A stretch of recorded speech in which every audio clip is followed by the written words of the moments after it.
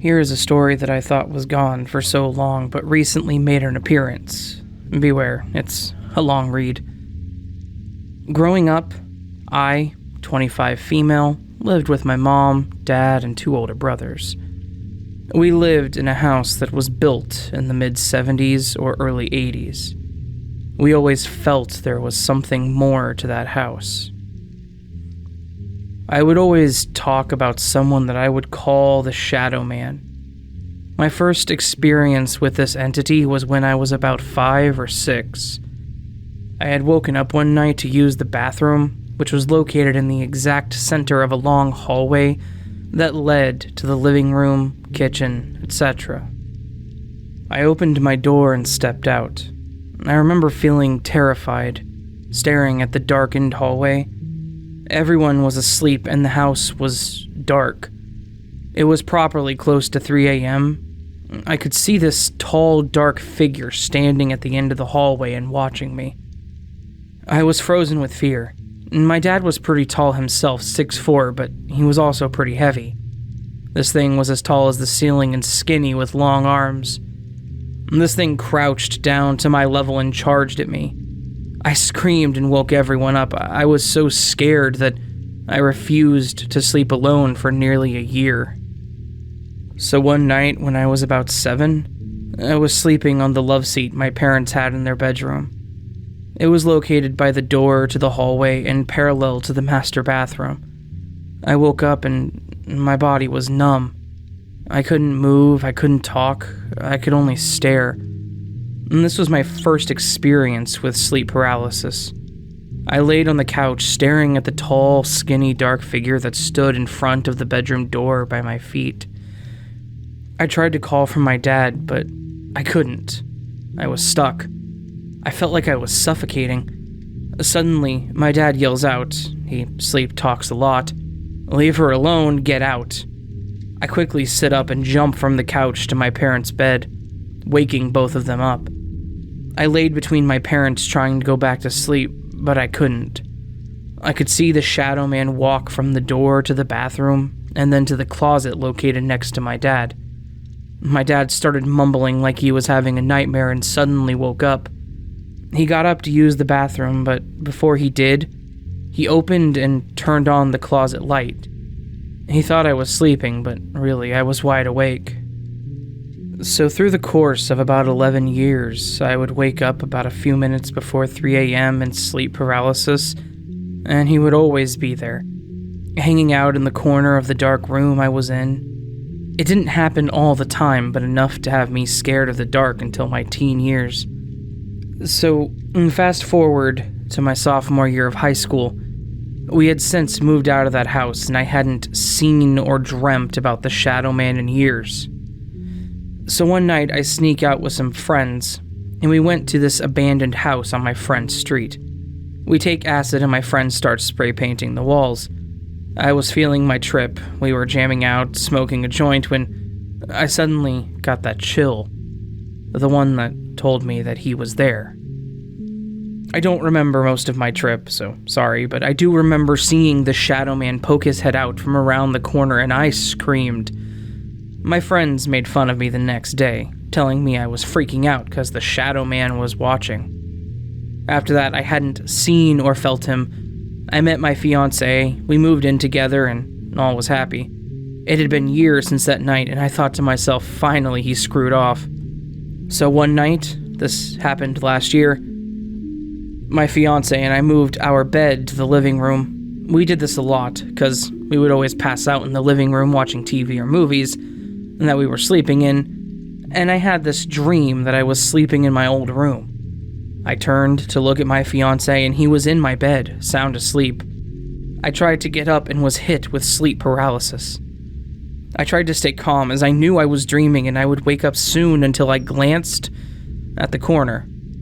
And there he was, standing and watching. I felt so scared I couldn't breathe. I looked back at the ceiling, telling myself to wake up. I could see the ceiling of the apartment, but the walls were of my old bedroom. I was trying desperately to nudge my fiancé to wake him up, but I was frozen and felt intense pressure all over.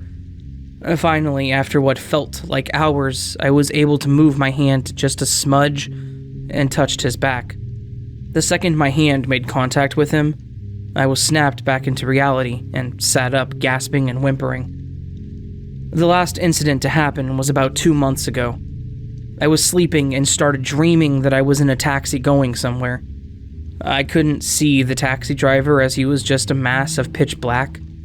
The taxi suddenly went off-road and headed toward the woods. I tried to get out, but the driver reached back and placed his hand in the center of my chest. I opened my eyes and I could still see the taxi in the trees, but behind that was my bedroom. The figure was turned and staring at me with his hand still on my chest, pinning me in place. I was freaking out. Now my bedroom was more visible, but still I was stuck. I couldn't move, couldn't talk. My whole body still asleep, but my mind and my eyes were wide awake. I started to whimper and my fiancé turned and threw his arm over me. I started crying when he did this because the pressure intensified. The dark figure was leaning closer and closer until we hit a tree. When we did, I shot up, gasping and crying. He woke up instantly and was trying to calm me down, but I was terrified. I was able to go back to sleep after an hour or so. After that, and to this day, I'll see a smudge of darkness pass by out of the corner of my eye. Maybe he's still following me. Well, maybe he can properly piss off.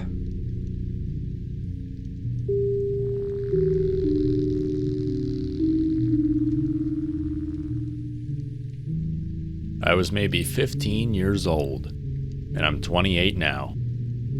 My grandpa had passed away a few weeks before this event.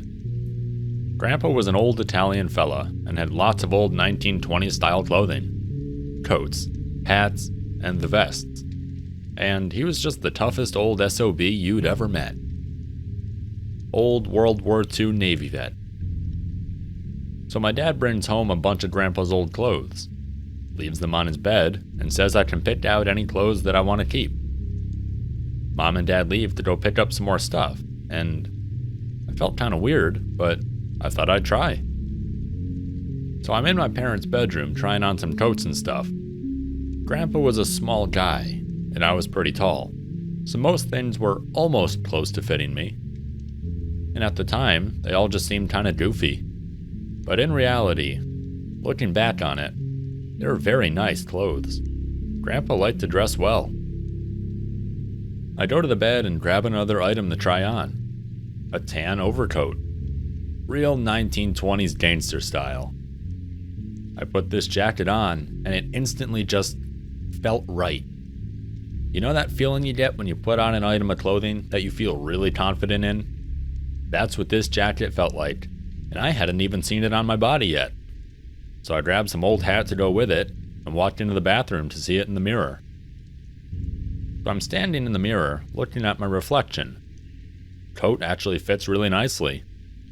I look down at the hat in my hand to dust it off a bit, look up at my reflection, and then I freeze. This is not my reflection. I mean, I know it is my reflection. I know I'm in front of a mirror, and I know my surroundings are my parents' bathroom. But the face that's looking back at me is not mine. It was a very odd but reassuring feeling. I just felt like I knew it was my grandpa looking back at me. So I'm just frozen, standing there, staring back at this face that I know without a doubt belonged to my grandfather. Was there for what felt like a couple seconds, and suddenly the face becomes mine again, and I feel sad.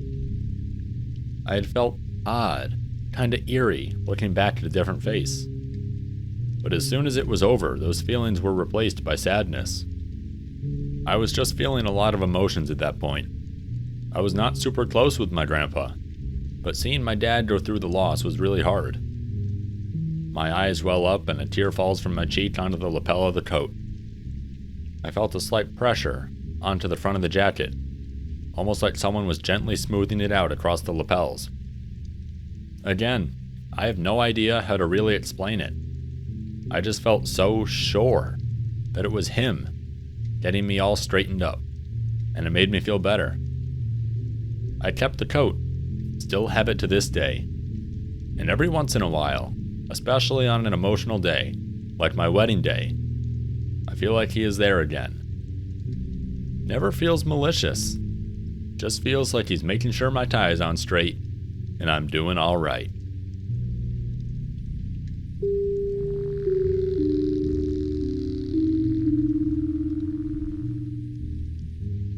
This experience happened to my little sister, who is now female and 16 years old, when she was 3 years old.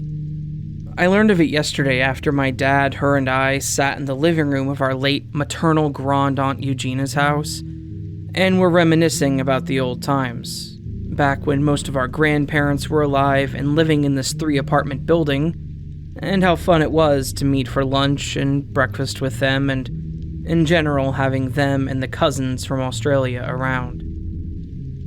Those were the best family summers in mine and my sister's memories, and slowly the conversation shifted into the paranormal sightings our family has gone through, since the women in both sides of the family have some sort of gifts.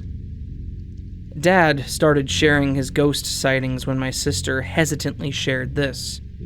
Please note that at the time of the event it was late in the afternoon, and I was present, but I was 8 years old, and I did notice that my sister was behaving weirdly, but was too busy eating ice cream. The experience goes like this. She was 3 years old, and she was too bored to walk on her feet, so she started to crawl and pretend to be a dog, barking at our grandma's house when she met them in the hallway towards the first kitchen. Yes, we have 2 kitchens and 2 bathrooms, when my sister grabbed some water and then stole some pie from the fridge, and then went to the second kitchen to grab a plate. As she was eating, she saw Grand-Aunt Eugenia, and she was scolded for eating dessert before dinner. Defeated, my sister returns to the living room and conjoined dining room and saw the rocking chair by the second terrace's door. It was moving, and an old man dressed in a tuxedo and smoking a cigar was sitting in it, rocking back and forth while smoking. My sister recalls she had crawled to him and barked at him, which caused him to laugh at her, and motioned for her to sit next to him. My sister then asked him who he was, and he says that he was our grand Uncle Takis, and he was just watching his siblings and nieces and nephews, and now his grand-nieces and grand-nephews. She sat by him for a while, and she played with some leaves that had blown in by the open window and terrace doors all around the house, when she asked him why none of our grandparents introduced him to us. He said that he didn't need to be introduced, and that he knew all of us, and that he had been watching us. Then my sister stood up and said goodbye to him because she wanted to come outside to play with me. She then said she looked for him around the house but couldn't find him. She asked around about Grand Uncle Takis, and everyone ignored her or said there was no one with that name. And flash forward to last year, when my sister and our mom were going through some old documents and photos, when my sister found a photo taken in 1957, and it showed that he was actually the eldest son of maternal great-grandma, and he had died from cancer in that very same chair in 1958. His real name was Christophoros Thomas Bazanekis, and he was Grand Uncle Themios, actual name Ethemios, the male equivalent of the name Eva,'s older brother. All my life, I felt very uncomfortable sitting in that chair because I felt as if I was intruding. I just wanted to share this. Have a wonderful day, everyone.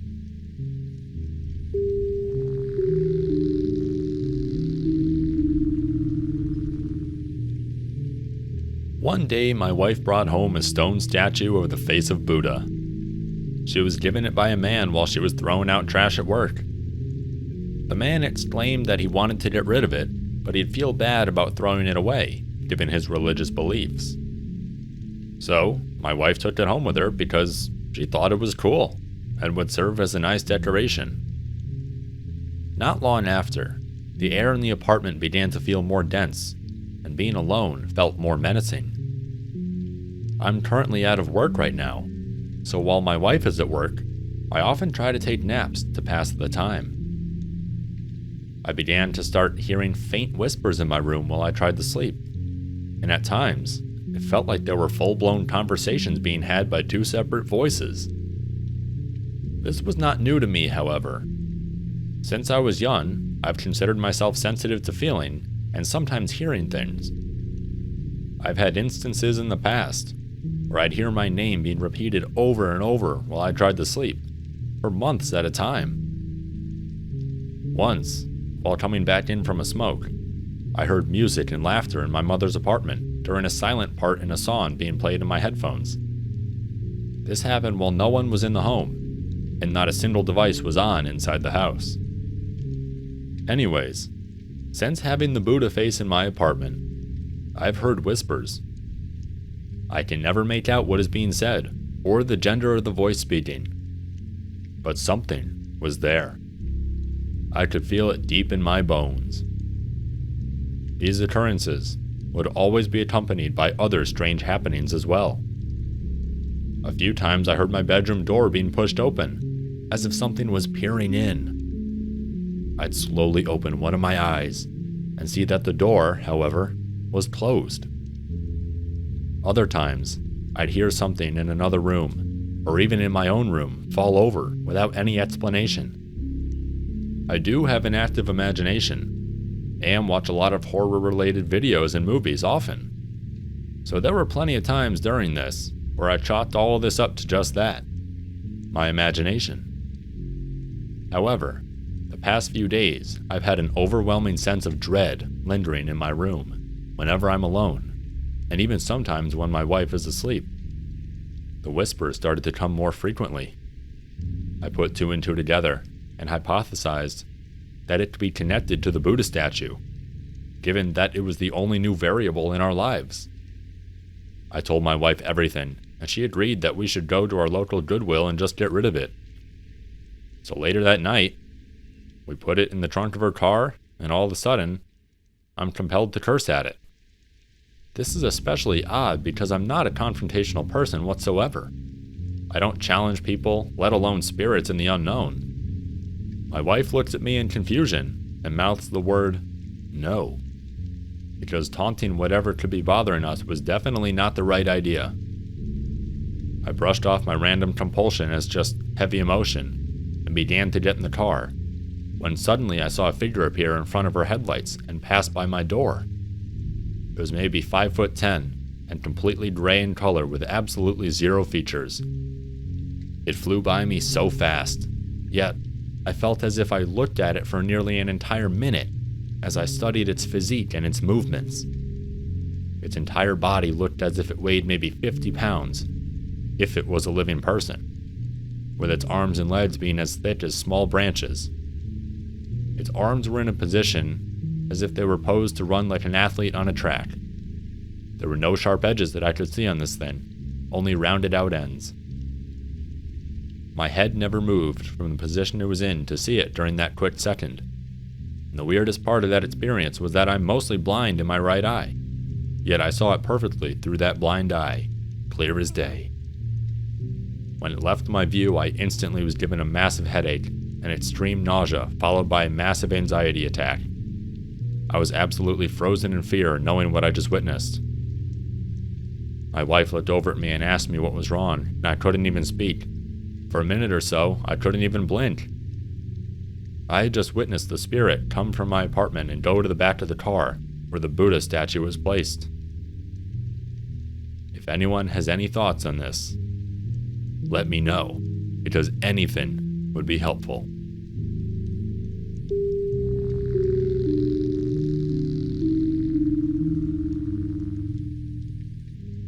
I really don't know what it is about me or the house I've lived in my whole life, but I have always had really weird and creepy experiences around it. When I was little, I used to constantly wake up in the middle of the night with this feeling that someone was in the same room as me, which led me to sleeping with the lights on. One night I woke up feeling like that with chills through my entire body. When I looked across the room to the door, it was semi-open, and I saw this figure standing there. It was like it had a dark hood and these bright eyes. The thing is, it wasn't a glimpse, and it wasn't dark. I remember that I spent about a full minute staring at it, not knowing what to do until I started unconsciously praying, and it went away. That happened a few nights in a row, until I couldn't sleep at all, but got braver and madder about it. So one night, when it was there again staring at me, I was shaking and scared, but I screamed at it, telling it to go away, that I wouldn't let it make me go insane, literally feeling crazy for talking to a figure while praying for it to leave. I have a lot of other things like this that have been happening to me, and when I tell them to people, they just never believe me.